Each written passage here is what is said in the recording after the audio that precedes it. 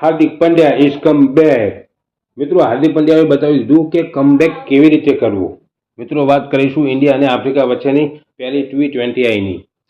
South આફ્રિકાએ toss જીતી અને ભારતે બેટિંગ કરવાનું આમંત્રણ આપ્યું અને ભારતે મોડ કરી અને 175 રન લગાવી દીધા બોર્ડ ઉપર. એક સમય હતો ભારતે 78 રનમાં 4 વિકેટ ગુમાવી દીધી હતી અને ત્યાર પછી પીચ ઉપર આવીને ઉભા રહ્યા હાર્દિક પંડ્યા.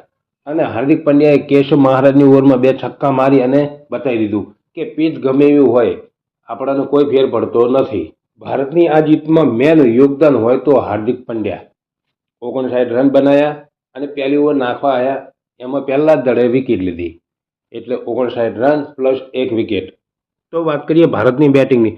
ભારત તરફથી ઓપનિંગમાં ઉતર્યા શુભમન ગિલ અને અભિષેક શર્મા. શુભમન ગિલે પહેલા દડે ચોખ્ખો માર્યો અને બીજા દડે આઉટ થયા હતા. એના પછી પીચ ઉપર આવ્યા ટીમના કપ્તાન સૂર્યકુમાર યાદવ. સૂર્યકુમાર યાદવ પણ સ્ટ્રગલ કરતા જોવા મળી રહ્યા હતા. એમને 8 દડોમાં 1 કે 2 રન બનાવી અને ઊભા હતા. પછી એક 6 અને એક ચોક્કાના મદદથી એમને 12 રન બનાવ્યા અને પછી સીધો માકરણના હાથમાં કેચ આપી દીધો. ભારત 18 રનમાં 2 વિકેટ ગુમાવી ચૂકી હતી. કેપ્ટન અને વાઇસ કેપ્ટનના રૂપમાં સૂર્યકુમાર યાદવ શું કરી રહ્યા છે એ જ ખબર પડતી નથી અને ગિલ પણ એ જ કરી રહ્યો છે. કેપ્ટન અને વાઇસ કેપ્ટન ચાલવાનું નામ નથી લેતા અને ભેળા તિલક વર્મા પણ એવું જ કરી રહ્યા છે. તિલક વર્મા અને સૂર્યકુમાર યાદવની બેટિંગ ચોથી બગડી. એ 2 જણાનો નંબર અવર કર્યો ને, તો આનાથી આ બંને જણા આઉટફોર્મ થઈ ગયા અને તિલક વર્માએ 32 બોલમાં 26 રન બનાવ્યા. બરોબર છે જે બનાવી.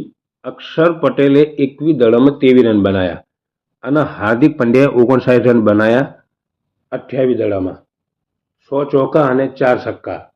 અને દુબે સાહેબ 11 રન 9 દડામાં. જીતેશે બનાવ્યા 10 રન 5 બોલમાં 200ની સ્ટ્રાઇક રેટથી. જો હાર્દિક પંડ્યાએ 60 રન ના માર્યા હોય તો ભારત 120-125નો ટાર્ગેટ આપી શકો સાઉથ આફ્રિકાને. પણ હાર્દિકની જોરદાર બેટિંગના કારણે ભારતે 175 રનનો ટાર્ગેટ આપી શક્યું સાઉથ આફ્રિકાને. અને હાર્દિક પંડ્યા ચોથો કે પાંચમો ખેલાડી બની ગયો છે કે જેને T20માં 100 છક્કા માર્યા હોય.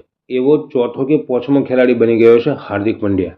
અને આ સાઉથ આફ્રિકાની ટીમને ઠંડી વાતી શું વારું ના કરવા દીધું હરખું. જાણે એમનો કોચ કહી દીધું ના હોય કે ભાઈ જેને દાવ લેવો હોય ઝડપી લઈને પાછા આવતા રહેજો, કારણ કે બસ વાળો ઊભો રાખ્યો હોય, બહુ ઊભો રહે એમ નથી. એવી રીતના બેટિંગ કરીને ગયા છે, જાણ કે એમની બસ છૂટી જતી હોય ને એવી રીતના. સાઉથ આફ્રિકાના બધા બેટ્સમેનો વિચારતા હતા કે આપણે બધાએ છક્કા મારીને જ મેચ જીતાડી દેવાની છે. સાઉથ આફ્રિકાનો એક પણ ખેલાડી ઊભો રહી અને રમવા નથી ગયો. બધાએ આગળ વધીને મારવાની જ વાત કરતા હતા. એમાં ધરી ગયા 74માં ઓલ આઉટ. ભારત 101 રનથી મેચ જીતી ગયું. અને ભારતના બોલરોની વાત કરીએ તો અર્શદીપ અને બુમરાહ, આ બંને જણાએ પહેલી જે 4 ઓવર નાખી છે ને, શું ઓવર નાખી છે. આફ્રિકાના પગ ધ્રુજતા હતા. જે રીતે અર્શદીપના દડા સ્વિંગ કરતા હતા ને, ટેમ્બા હોય ને ટેમ્બા વણી, તો 2 બોલ થઈ ગયો મેદાનમાં. અર્શદીપ અને બુમરાહથી સાઉથ આફ્રિકાની ટીમ બિહાણી. સાઉથ આફ્રિકાએ 50માં 5 વિકેટ ગુમાવી દીધી અને 74 રનમાં ઓલ આઉટ થઈ ગયો કે તમને જીતી જાઓ, અમારે જીતવાની જરૂર નથી. અર્શદીપે 2 ઓવર નાખી 14 રન આપ્યા અને 2 વિકેટ લીધી. બુમરાહે 3 ઓવર નાખી 17 રન આપ્યા અને 2 વિકેટ લીધી. અને વાત કરીએ બુમરાહની. બુમરાહ પહેલો એવો ખેલાડી છે કે જે 3 ફોર્મેટમાં 100 વિકેટ લેનારો ભારતીય છે. બુમરાહે જે કારનામો કર્યો છે એવો કારનામો અત્યાર સુધી ભારત તરફથી કોઈ કરી શક્યું નથી. તો કોંગ્રેચ્યુલેશન બુમરાહ ભાઈ. વરુણ ચક્રવર્તીએ 3 ઓવર નાખ્યું છે, 1 મેડન, 19 રન અને 2 વિકેટ. અક્ષર Patel 2 over 7 run 2 wicket. Hardik Pandya 2 over 16 run અને 1 વિકેટ મળી છે. શિવમ દુબેને પણ લાભ મળી ગયો. છેલ્લે સૂર્યકુમાર યાદવ કે તું રહી જઈશ, આ બધાએ તો વિકેટ લીધી, તું એ એક હાથી લઈ લે. દુબે સાહેબને દડો પકડાઈ દીધો. દુબે સાહેબે 3 દાણા નાખ્યા ને 1 વિકેટ લઈ ગયા અને ભારત મેચ જીતી ગયું. અને મેન ઓફ ધ મેચ બન્યા છે હાર્દિક પંડ્યા.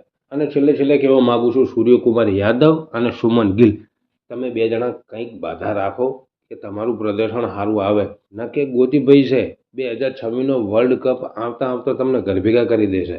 સૂર્યકુમાર યાદવ તમને ગિલ નહીં, એ તો પ્યારા બચ્ચા है.